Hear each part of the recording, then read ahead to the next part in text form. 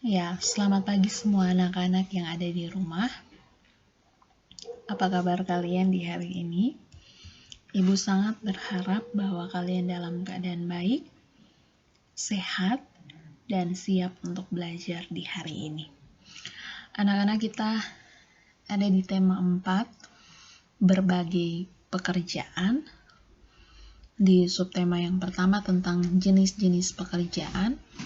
Dan hari ini kita masuk di pembelajaran 2. Dan hari ini kita akan belajar sedikit tentang pekerjaan seorang arsitek. Karena itu perhatikan dengan baik pembelajaran hari ini sehingga kalian dapat memahaminya.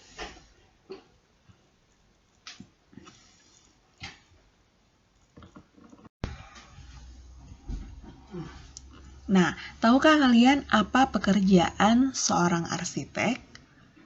Dan pengetahuan apa yang harus dimiliki oleh seorang arsitek? Ya, Ayah Udin adalah seorang arsitek. Ia merancang sebuah bangunan. Seorang arsitek akan menggambar rancangan bangunannya di atas kertas berpetak. Mereka harus mengetahui luas dan keliling dari rancangan bangunannya. Karena itu perhatikan bangunan-bangunan yang besar dirancang oleh seorang arsitek. Terlebih dahulu, mereka menggambar atau membuat sketsa bangunan itu, baru kemudian dinyatakan dalam gambar dan diberikan kepada ahli-ahli bangunan untuk membangun gedung-gedung tersebut, termasuk rumah-rumah yang kita tempati. Mungkin rumah-rumah yang kalian tempati saat ini juga digambar oleh seorang arsitek.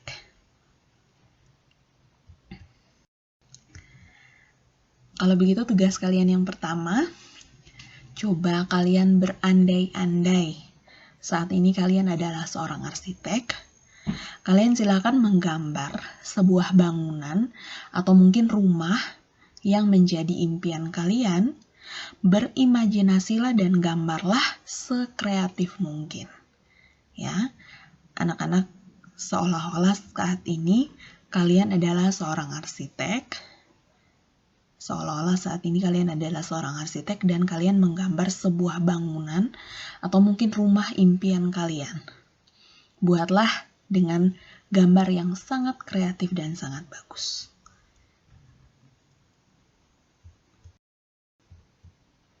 Nah, jadi menarik tidak menjadi seorang arsitek? Anak-anak lihat bangunan-bangunan yang besar atau rumah-rumah yang mewah itu digambar oleh seorang arsitek. Bekerja menjadi seorang arsitek tentu harus mempunyai nilai-nilai yang baik. Salah satu nilai-nilai itu adalah jujur.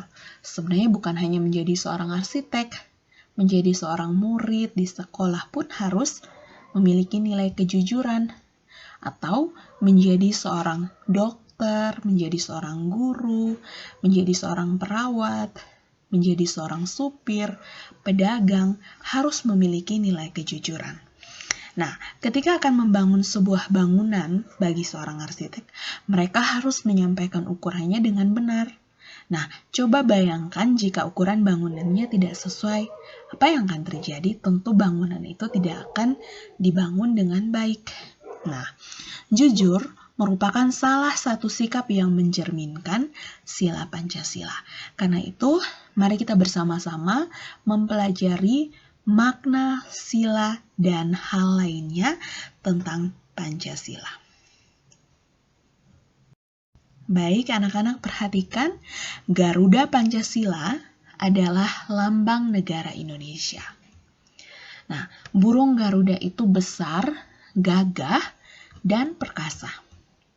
Perhatikan perisainya ada di tengah-tengah. Perisainya memuat sila-sila pada Pancasila. Nah, Pancasila adalah dasar negara kita atau dasar negara Indonesia. Jadi Garuda Pancasila adalah lambang bagi negara Indonesia, sementara Pancasila sendiri adalah dasar negara Indonesia. Nah, berikut adalah gambar perisai yang memuat sila-sila pada Pancasila. Selanjutnya kita akan belajar tentang Pancasila, sila-sila di dalam Pancasila. Pancasila itu sebenarnya panca adalah 5 artinya, dan sila adalah aturan atau hukum. Atau sila itu merupakan dasar, sehingga arti Pancasila adalah 5 dasar atau 5 hukum. Nah, anak-anak, untuk yang pertama, lambang sila yang pertama adalah bintang. Lambang sila pertama atau lambang sila ketuhanan yang Maha Esa adalah bintang. Lambang sila yang kedua, kemanusiaan yang adil dan beradab, adalah rantai emas.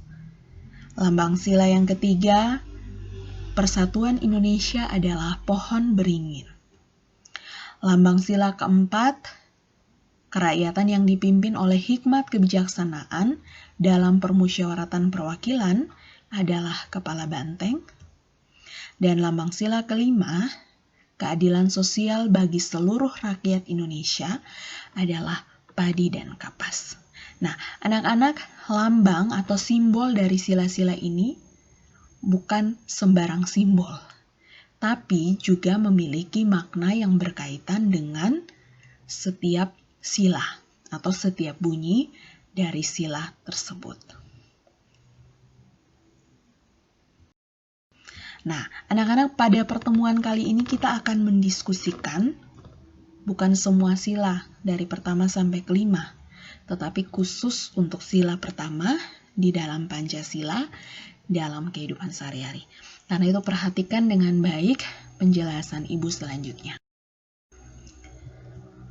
Ibu akan memberikan beberapa contoh penerapan sila pertama Pancasila. Nah, anak-anak perhatikan gambar-gambar ini. Gambar-gambar ini adalah gambar setiap orang yang sedang beribadah menurut tata kepercayaan masing-masing. Gambar pertama, mereka beribadah menggunakan ajaran agama Islam. Yang kedua, mereka berdoa sebelum makan dan menggunakan tata cara agama Kristen. Gambar ketiga, mereka beribadah ke gereja. Gambar yang keempat, mereka sedang beribadah menurut tata cara agama Hindu. Yang kelima, mereka berdoa menurut tata cara agama Buddha. Dan yang terakhir, mereka beribadah menurut tata cara agama Konghucu. Secara tidak langsung, Ibu memberitahukan bagi kalian bahwa ada 6 agama yang diakui di Indonesia, yaitu agama Islam, Kristen, Katolik, Hindu, Buddha, dan Konghucu. Nah, anak-anak, contoh lain dari penerapan sila yang pertama, salah satunya adalah rajin beribadah menurut tata cara agama masing-masing. Yang berikut, selalu berdoa sebelum melakukan aktivitas. Yang berikut, selalu menjaga dan melestarikan lingkungan sekitar. Itu adalah bentuk penerapan sila pertama Pancasila, karena ketika kita menjaga dan melestarikan lingkungan, itu berarti bahwa kita telah memberikan syukur atau rasa syukur kita kepada Tuhan atas berkat yang diberikan. Dan contoh yang lain adalah membangun kerukunan antar umat beragama. Tidak membeda-bedakan teman yang beragama lain daripada kita. Tidak mengejek teman yang berbeda dari kita. Itu merupakan beberapa contoh penerapan sila pertama Pancasila.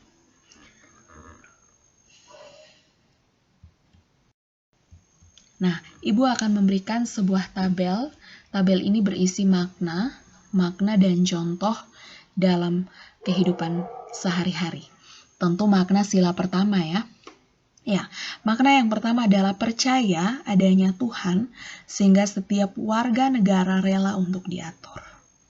Nah, itu contoh dalam kehidupan sehari-hari adalah membantu teman yang berbeda agama. Tentu setiap agama mengajarkan untuk saling tolong-menolong. Karena itu, kita diatur oleh kita diatur oleh ajaran agama kita masing-masing, dan tentu membantu teman yang berbeda agama adalah salah satu bentuk atau salah satu hal yang telah diatur di dalam setiap agama kita. Yang kedua adalah setiap orang dibebaskan memeluk agama masing-masing. Maka setiap orang bertanggung jawab untuk taat dengan aturan agamanya. Contohnya adalah rajin beribadah sesuai dengan waktu beribadah masing-masing agama. Yang ketiga, semua yang Tuhan berikan kepada kita harus kita jaga. Sehingga contohnya adalah tidak mengejek sesama yang berbeda dari kita.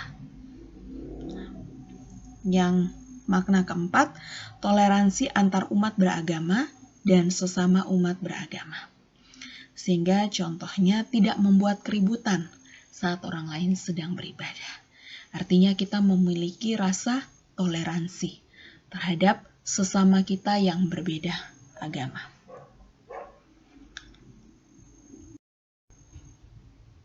Ya, selanjutnya adalah anak-anak. Silakan anak-anak berikan pendapat tentang sikap pada gambar ini.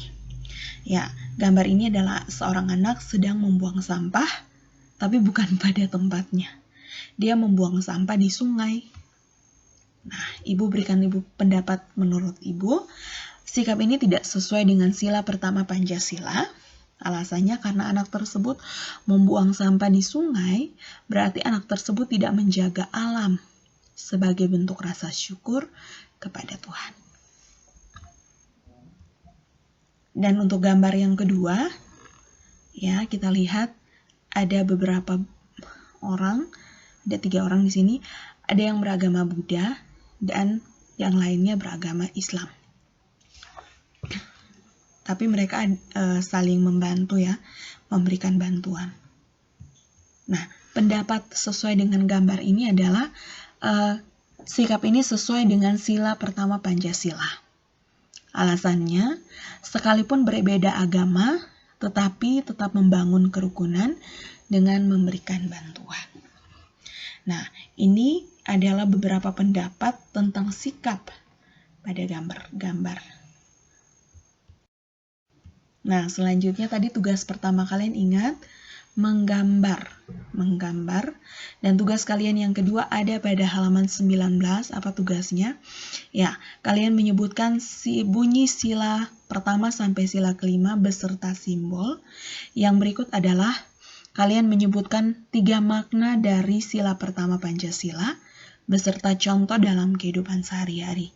Ingat, makna sila pertama boleh kalian ikut apa yang sudah ibu jelaskan tadi, tetapi kalian berikan contoh yang berbeda dari penjelasan ibu. Dan selanjutnya tugas kalian yang ketiga ada pada halaman 19 sampai 20. Di situ terdapat 6 gambar. Silakan perhatikan dengan baik 6 gambar tersebut dan silakan kalian berikan pendapat apakah sesuai dengan sila pertama dan berikan alasannya. Setelah itu kalian menyebutkan atau menuliskan contoh tindakan lain dalam kehidupan sehari-hari yang sesuai dengan sila pertama Pancasila. Ya, itu tugas kalian untuk hari ini. Silakan dikerjakan pada buku pekerjaan kalian dan silakan dikumpul seperti biasanya.